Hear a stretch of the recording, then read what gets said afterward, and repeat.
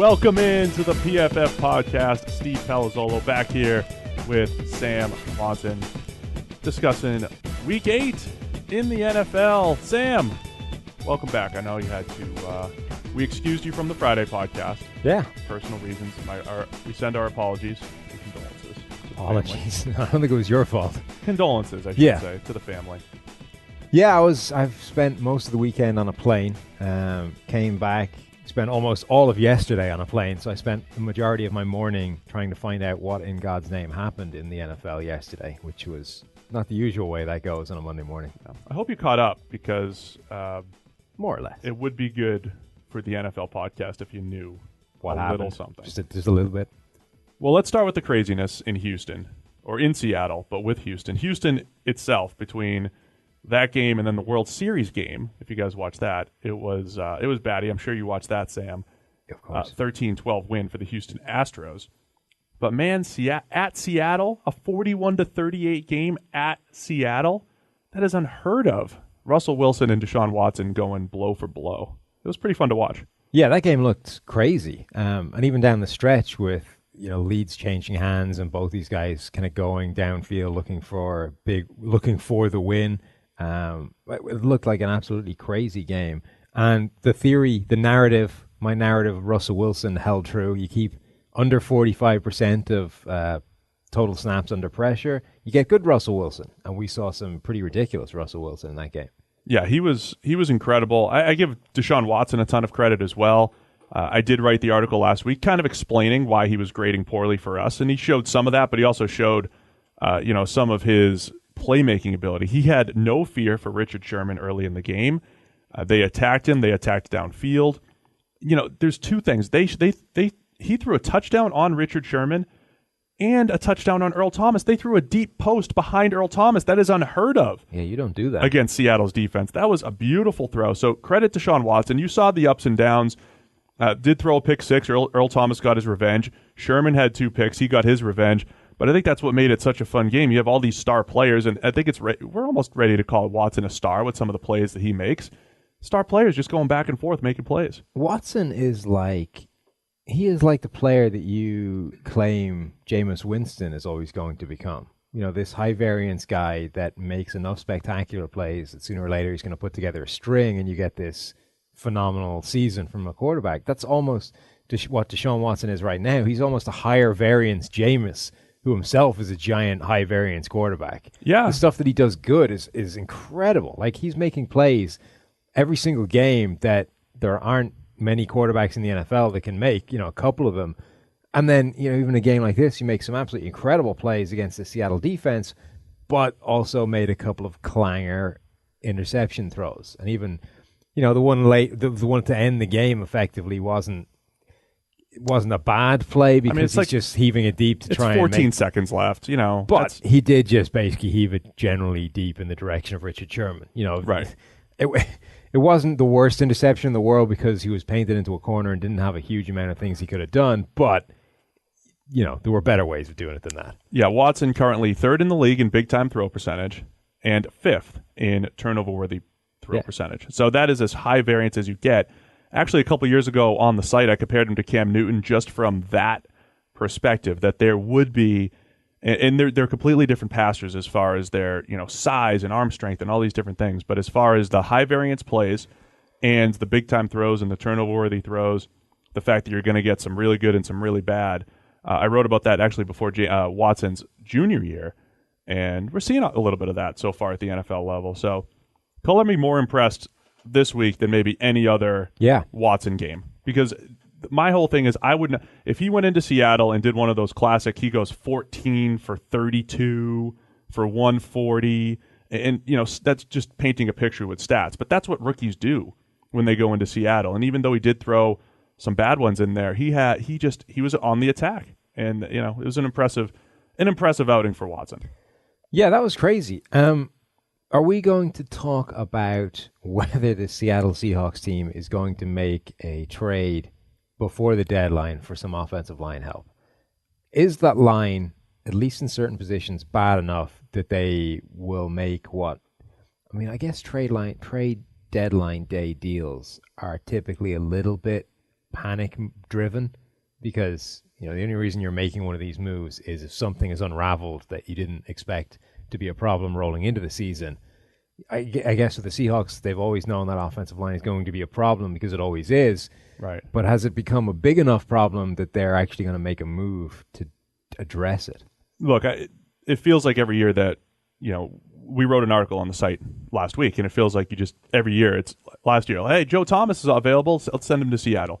This year, Dwayne Brown, potentially available from Houston. Maybe he ends up being the guy, and that was one of the trades that we threw out as a hypothetical on ProFootballFocus.com last week. When you're talking about, George Fant goes down. George Fant was the worst left tackle in football last year. Reese Odiambo is the worst left tackle in football this year. Why not look at Dwayne Brown and just shore up that position a little bit to keep Wilson under your, 40% pressure rate? 45% pressure rate, which completely changes his numbers. I think it's worth it. Odiambo was dominated yesterday by Jadeveon Clowney, who had the best grade of his entire career. It takes some doing, by the way, to have basically the worst and the next worst left tackle in the game. Look, there's a little bit more pressure put on by Russell Wilson holding the ball a little bit longer. Sure. So it makes it a little bit more difficult. But it's been bad because we do take that into account. The grade will kind of sort that out. So I don't know if this team would ever make a move for a guy as big / high profile as Dwayne Brown or Joe Thomas last year. Obviously not now with broken Joe Thomas. I wonder though if they would try and get a lower profile guy that might be available. So more of a creep back toward average move. Exactly. Yeah. So a lower risk, a lower trade consideration. You'd have to give up less to get the guy, but somebody like one of Buffalo's extra tackles. Maybe they could prize Deion Dawkins or Cordy Glenn from Buffalo, whichever one they're more likely to move for you. If they can get a guy who's not going to be phenomenal, but would upgrade their left tackle position significantly, but wouldn't cost them, a first round pick or whatever to get the guy over and a huge contract to do it. Just somebody that would get them an average tackle, which, we've talked about. When you're that bad at a position, just getting to average is like adding a Pro Bowl player to your roster. Yeah, I mean, look, they've dealt with such a poor line for so long, and I do think that I don't know that they anticipated or they're okay with it, but they've been able to make do. I still stand by the fact that despite what happened to their defense yesterday, we're still talking about a defense that's capable of winning those January games, and Seattle's on their way to being one of the better teams in the NFC. I kind of like when Russell Wilson gets unleashed in some of those games because, man, he could play some special football. And he played special football on Sunday, making throw after throw. He had one bad throw early in the game, and then it was just going head-to-head with Watson in a fun matchup. There is no better quarterback in the league than peak Russell Wilson. When you get Russell Wilson on his best days, that is as good as anybody else in the league. There are guys I think that can get to that level as well, Aaron Rodgers, Tom Brady, but nobody is better than, There are definitely, this was one of them. Again, aside from one, he almost threw an early pick six. There are games where Wilson looks middle of the pack to bad, right? And there's 2 or 3 per year. Sometimes they come in bunches. Then there's other games where he really does look like a top 2 or 3 quarterback in the NFL, and you're like, he's just on. It doesn't matter if he's under pressure, inside the pocket, outside the pocket, deep ball, intermediate, everything's working, and his top end is right up there with anybody. What else we got here, Sam? Yesterday we had some crazy weather games. We had Atlanta with a big win over the Jets in the rain. Our analyst Khaled El Said, he graded the game. That's what he said. He said it's El Said.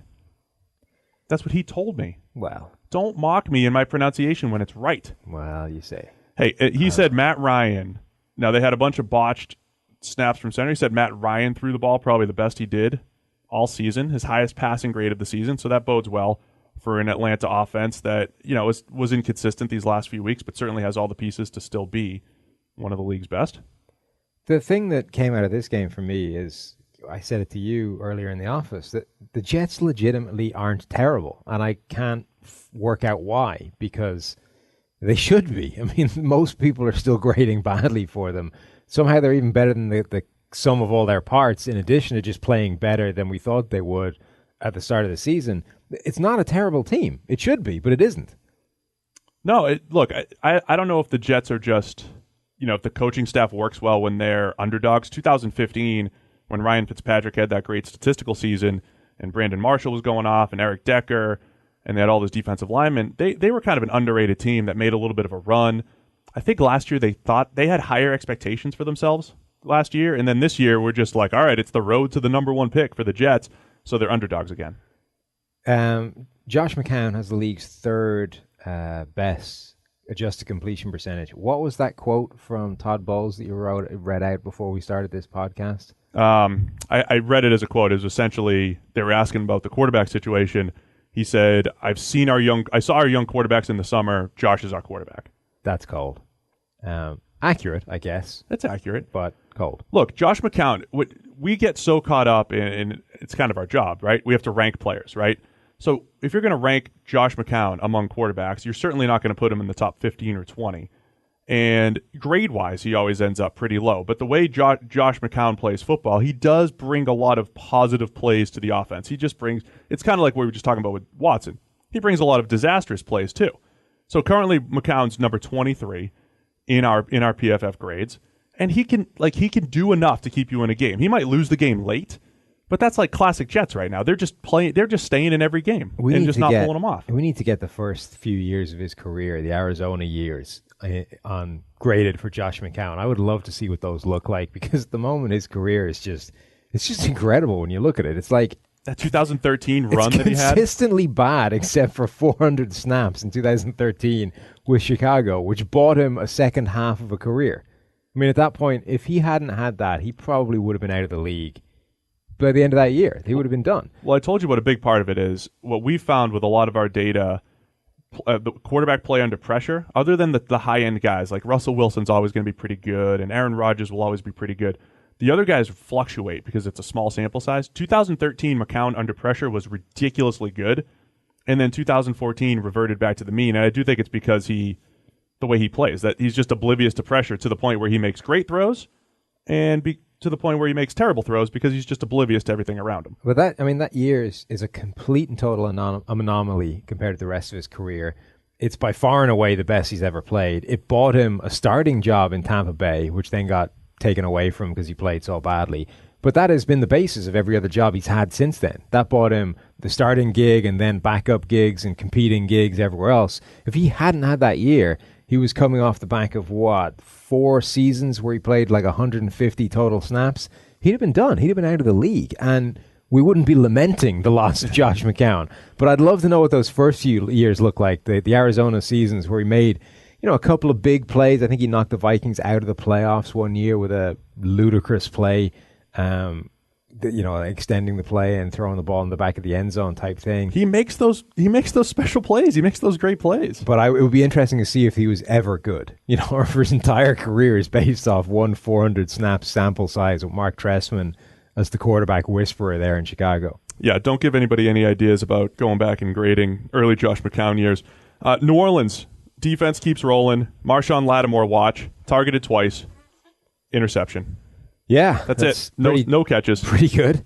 I think the interesting thing out of that game was not so much the New Orleans defense doing well, which it was probably always going to, given the Chicago offense. Yeah. The other side of the ball. I think even though the Saints won fairly handily and scored 20. Well, actually? I think keeping the Saints to 20 without any offense of their own was actually quite an achievement for the Chicago defense. I think overall they gave up some big plays here and there, but I think generally that was about as well as you could have expected a defense to do. Yeah, they cracked down in the red zone. I said well actually because that was the subject of our hashtag well actually segment with Sports Illustrated last week. Well, actually, the Bears do have a very, very good defense. And yeah, holding the Saints to a low point total in the Dome is a bit of an accomplishment. I mean, this was a big step up for that Chicago defense. They'd played some bad offenses rolling into that week, and this was, okay, now you're going to face the Saints. You're going to get a legitimate test against a decent offense. And I think, like I say, even though they gave up 20 points and they lost the game, I would say overall for the defense, that was a win. Yeah, I agree there. And I'm just excited to watch games in the Dome in New Orleans where it doesn't look like a Big 12 game. It's not 48-44. It looks like a real football game. And the Saints they continue to be legit. That's 5 in a row. They're 5-2. They may be the best team in that division. We said before the season that division could go anywhere because all 4 of those teams looked to have had pretty strong off seasons. We even said that one of those teams was likely to drop off the bottom and end up looking like a bad team, even though they're probably better than the record. That's Tampa Bay. So far, it looks like that's Tampa Bay. Yeah. Falcons are 4-3. They're kind of keeping their head above water. Panthers are 5-3. And this Saints team is now 5-2. So they look as good as anybody in the NFC right now. And when you consider all the talent that they added in the offseason, the stuff that they already had there is still working well and rolling. This could end up being one of the best teams in the NFC.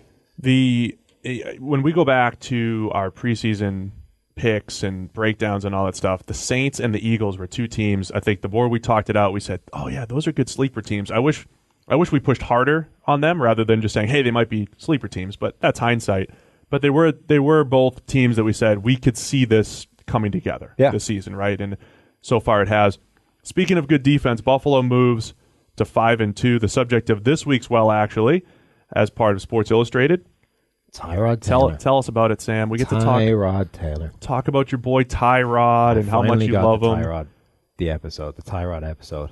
Well, we just explained how there is a formula to win with a Tyrod Taylor, who's now got the second lowest percentage of turnover-worthy plays in the NFL.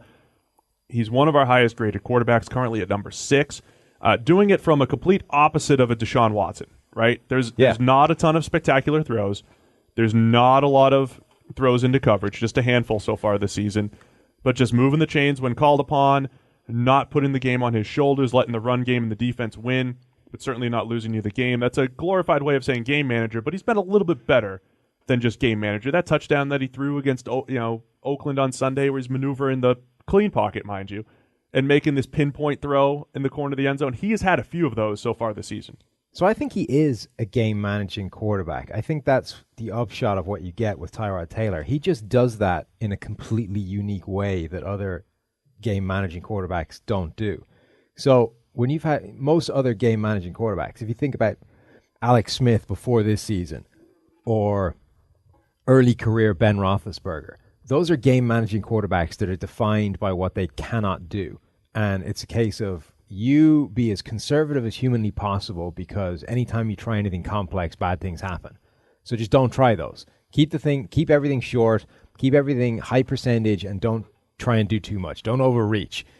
Tyrod Taylor ends up with the same kind of results, but by doing it in a completely different way, where he does a lot of high-risk things. He goes deep down the field a lot. He makes passes that those guys wouldn't even think about attempting because they're risky. And he makes these crazy play-extending plays where like that touchdown, bails from a clean pocket, starts running around the backfield, eventually just pulls up short and throws a touchdown in the back corner of the end zone. Those are not game-managing plays, but the end result is you end up with a quarterback who completes 20 of 26 for 165 yards and a touchdown. It's a good way of putting it. Which is your classic game-managing stat line. The guy didn't pass for much, didn't have to do much, but he was efficient when he did. But he achieves it by a completely unique way that I've never seen any other game-managing quarterback do. And I think that's possibly why why I think the upside is higher than, a typical game-managing quarterback. Because I think on an individual level, he's able to make these spectacular plays that can win you games. Each one of those plays can win you a game in a way, a 5-yard slant from your average game-managing quarterback isn't going to do. No, it's a really good point because a lot of times we can be end result driven here at PFF, but like you said, the process at which he gets there is certainly a little bit different. But look, Buffalo's defense, Oakland's offense continues to be a bit of a roller coaster. I thought they might have been back against Kansas City last week on Thursday night. Maybe just Buffalo's defense is that good. Micah Hyde leading the NFL in interceptions. I feel like we mentioned the Buffalo safeties once a week on the show here, but they continue to play extremely well. Looking across the league, we had New England had a little bit of a scare against the Chargers late. Again. New England continues to move the ball really well in between the 20s, not really dominating in the red zone like they usually do. With the Brady to Gronk connection and their run game has just been very inconsistent in the red zone, which feels like something that's either going to break out at some point or come back to bite them. when they play some better teams. But there's been a lot of Patriots games that have come down to that one last play, and this was another one with the Chargers. And as iffy as this New England team has looked throughout most of the season, they're now 6-2. Quietly 6-2. Yeah, having lost their opening game of the season, this team has been sneaking by pretty much everybody they face, and it never looks particularly convincing or compelling, but they're winning. And they don't need to get it right now. This team needs to get it right in January. Just figure out what their ills are by playoff time, because at this point at 6-2, if they keep winning these games, they're going to make it. Well, I feel like that's what we said earlier in the year. We said, look, let's not get too crazy. There's some busted coverages and some new guys playing there. Maybe Devin and Jason McCourty switch spots. Maybe that's why that whole deal happened. If you guys listened to our mailbag, we put the mailbag out a little bit late last week due to some circumstances beyond our control, but you got to check it out. We got a great theory on the Jason and Devin McCourty. Why is Jason McCourty playing so well in Cleveland? And why did New England maybe struggle early in the season with some communication and coverage bust? It's all part of the mailbag. One of our fans had a great theory. But we did say, hey, Belichick figures this thing out, and he always talks about you don't know your team until Thanksgiving, and he could completely change the defensive scheme. And, got to have some faith if you're a New England fan in that defense, and they've started to play much better. The one other shootout I wanted to talk about, which only ended up being a 20-15 game, but statistically was a shootout because the Detroit Lions had their own red zone issues, could not figure out a way to put the ball into the end zone. And Ben Roethlisberger put up gaudy stats because of a 97-yard touchdown to Juju Smith-Schuster. Juju, is he faster now, Sam, or was there something else at play here? 97-yard touchdown. When he came out of college, speed was supposed to be an issue. And it probably still is, but he did what Brandon Stark? No. Which Stark is it? Which is the one that didn't zigzag? It's not Brandon. Brandon was the one in the... He's still around. Yeah. Right, he's still there. He's the tree. What's the youngest Stark's spoiler name? Do we have to say spoiler alert when we talk about Game of Thrones? Only if we give a spoiler, which we're about to do. I just said he's the tree. Is that giving away a lot? He's the tree. I'm not like a big hardcore fan. I just kind of watch it while my wife watches. Yeah. I don't know that's giving away too much, or as much as just giving away wrong things. So one of the Starks was getting shot at, and it's Rickon. There you go. Rickon Stark. Rickon. Right.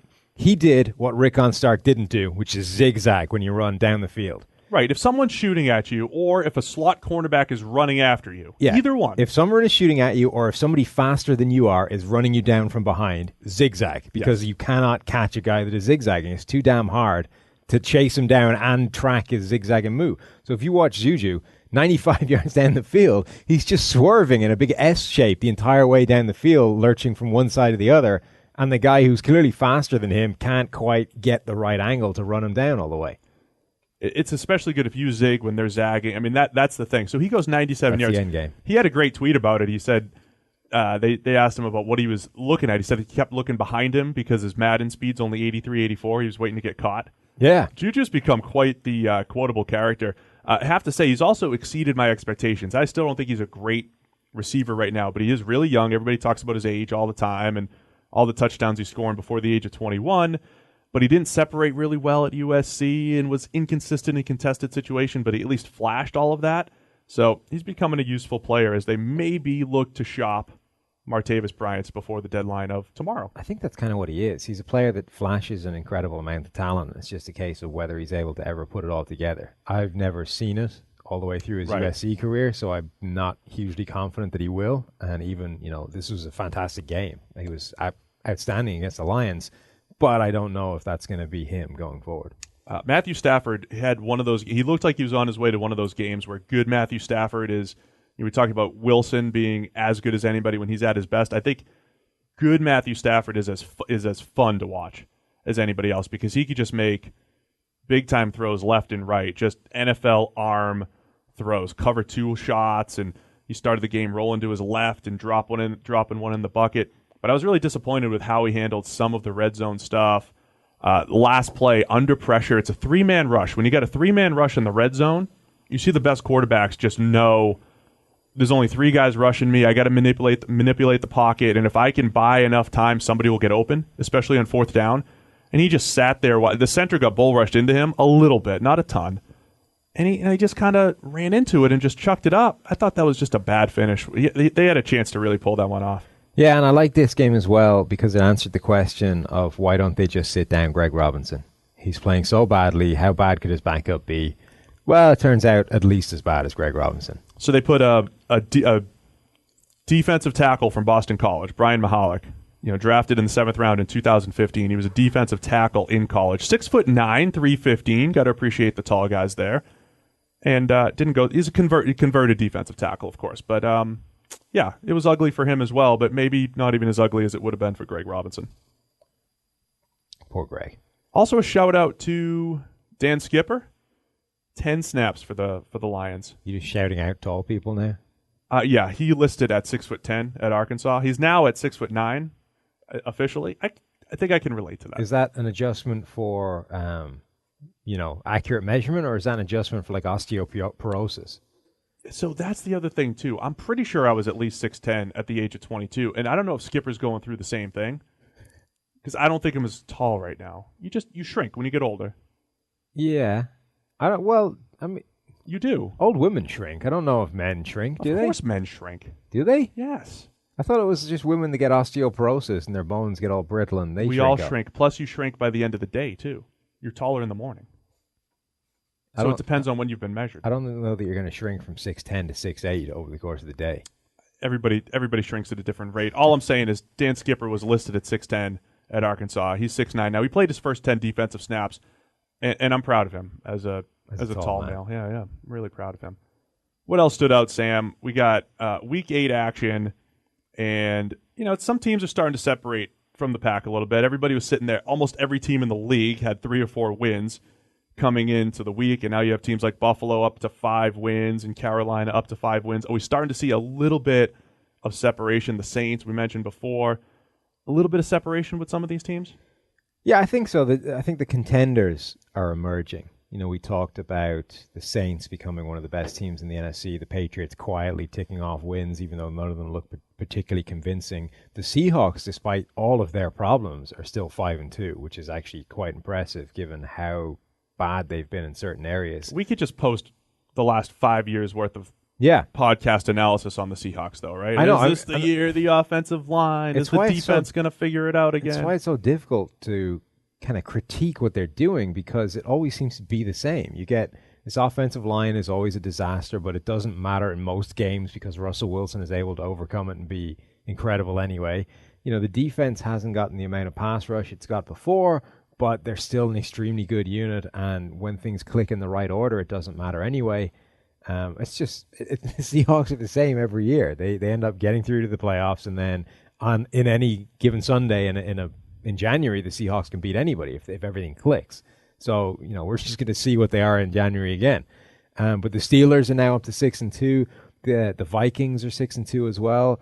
I think both those teams are legit, albeit kind of, you could see both of them having off days and getting blown out by somebody actually good. So, but Pittsburgh has this, I know they got torched by Stafford statistically, but they have this emerging defense, which is definitely better than they've had in recent years, or at least more capable than they've had in recent years is the way I'll say Pittsburgh's defense is. They've got plenty of offensive firepower when they put it all together. I'm okay with saying Pittsburgh's a top team. Yeah. Do you just have this fear that Minnesota being led by Case Keenum, as well as their receivers are playing, as well as their defense is playing, that you just don't believe in them? Is that the quietest 6-2 in the league? I don't believe in that quarterback situation. Case Keenum is currently their starting quarterback. Sam Bradford is their quarterback, but is broken for an indeterminate length of time. And at some point, they're probably going to be tempted to put Teddy Bridgewater on the field, if just to find out what he is now. Because who knows? Because you think Keenum's running the offense pretty well. Yeah. All things considering. Keenum is not an unbelievable quarterback. He's running things pretty well. I still would feel a lot better about them. And I don't love Sam Bradford, but I'd still feel better about them if they had a healthy Sam Bradford. Of course. I'd feel better if they had a healthy Teddy Bridgewater. They're just tough to buy into. Yeah, but the thing with Bridgewater is coming back off that knee injury, I don't think they can have any idea of what he is anymore going forward. So whatever happens this year, you know Case Keenum isn't your quarterback going forward. You probably know Sam Bradford isn't your quarterback going forward because you just can't trust that you're going to get the best of Sam Bradford or a healthy Sam Bradford above and beyond what a question mark that's always been. It sounds like whatever's wrong with him now may be a chronic, or career-defining type of injury as opposed to just Sam Bradford's broken again. That was always coming. So you're now back to relying on Teddy Bridgewater as the one guy you have under contract who is potentially your future quarterback, but he's arguably the least certain in terms of what he is after having his knee just collapse from under him and produce one of the worst knee injuries we've seen. So can you even risk saying we need to know what Teddy Bridgewater is when you're sitting there with an Aaron Rodgers-less NFC North? It's your division for the taking right now. To an extent, that might help them. I mean, if they're able to get to enough wins to buy themselves a couple of games at the end of the season that don't mean a whole lot, maybe they can get him out there. It's just a weird situation to be in. So as good as that defense is, it makes it very hard to trust the offense. And then the other team that's interesting is the Kansas City Chiefs, who are now 5-2, have lost 2 in a row, but they had a shot to win both those games. I mean, that last game against Oakland was one of the freakiest endings of any game ever. That was intense. But the game before that against Pittsburgh was the same kind of deal. They had chances to win that game. So they may be two defeats on the bounce, but I don't know that they're not still one of the best teams in the entire NFL. Yeah, I agree. I think the big concern in Kansas City, and we'll see them Monday night against Denver, the big concern is the defense has given up a lot recently. In the phrase, I don't know if I can still use the phrase that I always throw out there. They make life difficult on quarterbacks. They just haven't in recent weeks. Derek Carr had like 8 chances to win that game. Yeah. Over and over and over again. Derek Carr kept winning the game a couple Thursdays ago. So Kansas City's defense does need to get a little bit better. Find that guy opposite Marcus Peters. We did suggest maybe a trade for Vontae Davis of the Indianapolis Colts would be a good fit to find their number 2 corner. All right, quick break to tell you that this episode is brought to you by PredictionMachine.com. Prediction Machine, a new generation in sports analytics where they simulate the game 50,000 times before they're actually played. Make better picks with proven, data-driven analysis. Subscribe at Prediction Machine today and earn a $5 credit that can be used towards the purchase of any package. All right, Sam, let's bust out some stats courtesy of PFF Elite. If you guys have been listening the last few weeks, we have been giving you guys a very special promo code, PFF10. You guys use that as a promo code for $10 off any PFF package. You can use it on Elite. You can use it on Edge. You could use it on Elite Monthly, which is new and has been a big favorite for a lot of people. So PFF10 is your promo code. You get $10 off. And while we're here, please hit that subscribe button on the podcast because, we're trying to get you guys in here every week and having some fun. Yeah, and that last one, the PFF or Elite Monthly, actually works now. When we gave it out the first time, it hadn't been switched on. That's important. We were told that it worked for monthly, and apparently people tried to use it for monthly, and it wasn't working, so they hadn't switched that on. Sam got 3 people fired just to get that to work. Now it has been switched on, so you can actually get your PFF monthly for $10 off. What are you looking at, Taylor? You're next if you keep screwing around over here. He didn't heat your chair or anything before this podcast. Yeah, Sam and I have become pretty needy over these last few months. The podcast nook here is freezing. It is cold. It's very cold. We need something. How about a space heater? Can we get something in here? Winter's coming. Space heater seems like it would get very hot very quickly in this room. All right, well, we just need heated seats is what we need. We need heated seats. It's not too much to ask for. I need a coffee, I need some makeup, and I need heated seats for my Monday mornings. Is our Monday. Is that too much? That is our Monday. Yes, right now. Scary. Little makeup for our Sports Illustrated hit. As a quick aside, I really want one of those chairs from The Voice. Have you seen those? No. They're just these massive chairs, and part of the thing you're supposed to not look while the guy's singing, and you press the button, and if you like their singing, and you spin around. Okay. I want this big spinny chair, like The Voice. I want that to be my chair. Yeah, I want the big spinny chair. So it has to be a big spinny chair, not just a spinny chair. Oh, they're huge. It's a big red spinny chair. Somebody needs to look online and see if they sell these things. I want it for the office. PFF Elite, SIG stats. Give me your first stat of the week. It's all part of PFF Elite, which, again, you guys can get for $10 off. Promo code PFF10. So a while ago, Joe Flacco had the league's lowest passer rating under pressure. It was a farcical figure. It's now no longer at the league's It was lowest. like 6. Yeah, right? it was something absolutely ludicrous. He's climbed off rock bottom of the league, and has now been replaced by Trevor Siemian, who has a passer rating under pressure of 29.5, which is self-evidently terrible.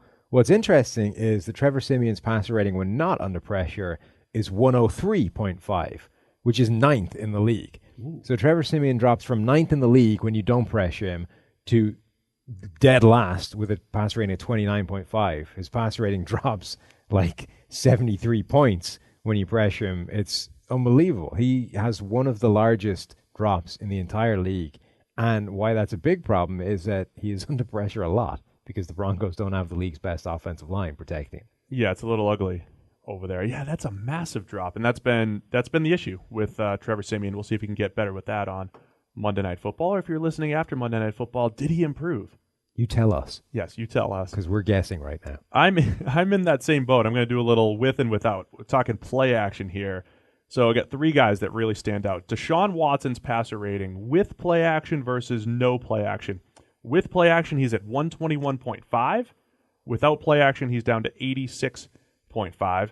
Another name, Case Keenum, 120.9 with play action, down to 78.2 with no play action. And then the biggest difference, Marcus Mariota, Tennessee Titans, 128.4 with play action, 69.3 without play action. Also has the biggest yards per attempt difference, 11.3 with play action, 6.2 with no play action. The significance of this really, I mean, the play action game, for the most part, whether you're establishing the run or not, does open up easier passes.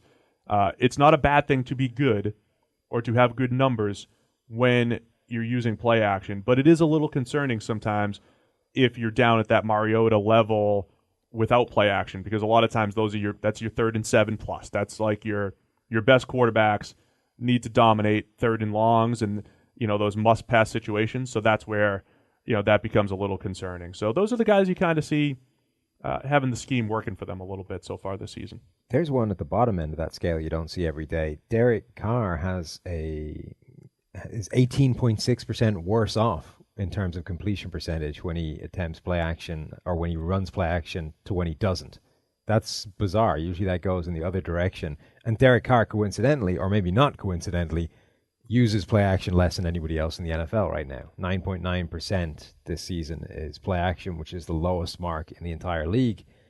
And perhaps because he's completing almost 20% less of his passes when he uses it. I almost feel like the stuff that I've liked about Derek Carr, where he's got this great feel for, go routes and back shoulders and just kind of throwing his guys open. I don't know if they've just relied on that a little bit too much this season, because no matter how good you are at those throws, they're still low percentage options. And if you rely on them too much, it can get ugly, and that's what we're seeing with Carr, and maybe part of his roller coaster, because play action does open up those early throws that everybody needs. Renner has this thing, and I agree with him, that everybody should be using play action on a significant portion of their passes. Ben Roethlisberger, Derek Carr, both around 10%. Most quarterbacks are over 20%. If you're down at 10, I think you're just leaving free plays on the table at that point. There's no need not to. Yeah. And when I talk to Zach all the time too, and it's like I always give him, hey, how would you fix this guy? And it's like, play action game, guys. And those are guys that have had struggles this year. You're looking at them, you're like, they're not quite themselves. Right. Maybe if they ramped up play action another 10%, they would be. It sounds so simple, but again, you don't have to establish the run. You don't have to run 12 times to then set it up. Defenses have to read their keys. They have to respect the run no matter what. It's going to at least move a guy out of position just one step, and that makes the throw a little bit easier. Yep, absolutely. Rodney Hudson, center for the Oakland Raiders, currently has allowed 1 total pressure all season. Solid. That is pretty ridiculous. I mean, centers typically allow less pressure than any other position on the offensive line, but we're still talking about 321 pass blocking snaps this season to allow 1 solitary hurry.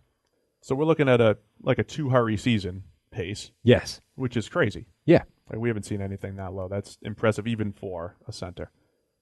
Another impressive pace, Bobby Wagner, our top-graded linebacker, has only missed 1 tackle, according to our numbers, all season. It happened in the run game, so he's been clean in the pass game, and only 1 miss in the run game all season for Wagner. As much as linebacker play is about making plays, it's also about making the expected play, and he's done a really good job of that. Bobby Wagner is one of those players that looks so much better on all 22 end zone cam, where you just get to see what he's doing on every single play, the way he navigates through plays and how quickly he's able to explode towards things once he sees them. Good linebacker. Watching that from a linebacker, and Kuechly's really good at it too. I mean, I love watching high-end linebackers sift through the trash, do all that There's stuff. a few players I think that really kind of stand out. Not even, I don't think you change much necessarily, but you just get a better appreciation for what exactly they're doing with that better view. And linebackers are one. I said it last week, watching Damon Harrison on end zone cam is just obscene. I mean, he makes plays that other people have no shot at ever making, just by moving around guys, moving bodies, shifting his angle of attack towards gaps. It's incredible. Anyone that has the time and inclination should fire up Game Pass and just watch a sequence of Giants defensive plays and watch Damon Harrison at the point of attack. They're incredible. Do it. My final stat is about yards after contact for running backs. LeGarrette Blount is currently averaging 3.96 yards per carry after contact. So almost 4 yards per carry after contact. Le'Veon Bell is averaging 3.9 yards total this season. Ooh. So Blount is averaging more after he's hit than Le'Veon Bell is averaging total yardage. Blount, another unsung hero for that Eagles team, as many different parts of that team have come together, and he's been a big part of it. My last one, going high-level names, and of course this could change before or once Monday Night Football occurs, but Patrick Peterson and Aqib Talib currently, at this very moment, tied for the league lead in yards per cover snap. Again, that is just simply yards allowed into your coverage divided by the number of snaps you've been out there in coverage. 0.32 yards per coverage snap. Peterson has been completely avoided this season. He also has the lowest targets per cover snap, essentially. So he's been targeted the lowest percentage of times of any corner in the league because, as you pointed out to me just before the podcast, why would you throw at him with what they have everywhere else? Yeah, we are halfway through the season, essentially, and Patrick Peterson's been thrown at 22 times. So they're basically not throwing it his way. When they are throwing it his way, nothing good is happening for the offense because he's only allowed 7 catches. That's not Nnamdi Asomugha level. I think Nnamdi had a year with it's like getting 32. there. I mean, he was 40s was his kind of baseline. So I think it's getting towards Nnamdi, and for exactly the same reasons. Everything else in that defense in terms of coverage is bad enough that why would you throw at that guy? When I was doing mock drafts last year, 2 teams really stood out as just like number 2 corner. This is a loaded cornerback class. Go get a number 2 corner. It was the Kansas City Chiefs, who we just discussed, and the Arizona Cardinals. With Marcus Peters in Kansas City, with Patrick Peterson in Arizona, go get a number 2 corner. And I like some of the other stuff Arizona's done, but still a major need over there in Arizona. Still a major need. As we talked about Terrence Mitchell and his ups and downs with Kansas City, but having another elite talent opposite their already elite talents would do wonders for those defenses. Yeah, so Nnamdi Asomugha in 2007 had 37 targets. 2008 was 30. 2009 was 28. 2010 was 29. But in those seasons, they had another cornerback who was over 100 targets. Oh, it's insane. There were other guys. And the difference between Peterson and Nnamdi Asomugha is that Asomugha would just stay at right cornerback and didn't move. So you could easily avoid targeting him and go elsewhere. Patrick Peterson, at least, is still tracking receivers. So you've got to do something. You actually have to avoid him as opposed to we'll just throw right. We'll put our number 1 receiver on the right-hand side of the field and throw that way. Peterson is at least forcing you to go to a number 2 receiver. It just could be anywhere on the field. Much like we talked about last week with Darrelle Revis and how special that season was. Well, Sam, we're tight on time this week. We have to... What are you pointing to? There's no time for this. There's no time for this, Taylor. We said we're going to keep it tight, 45 minutes. We're in and out. Thanks for listening. Check out the rest of the podcast. Hit that subscribe button. PFF Podcast. We'll talk to you guys next time.